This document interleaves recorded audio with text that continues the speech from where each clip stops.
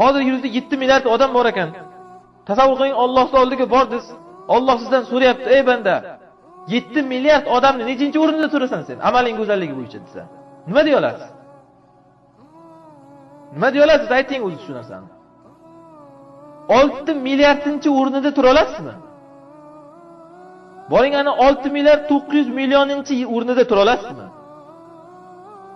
Lekin shunday odam borki, yer yuzida hozir 7 milliardda ana shu birinchi o'rinda turadi. Bor unaqa odam. Chunki Alloh ana eng go'zali kim? Ana shuni ko'rish uchun yaratganman degan. Demak, hamma zamonda bo'ladi eng zo'r odam.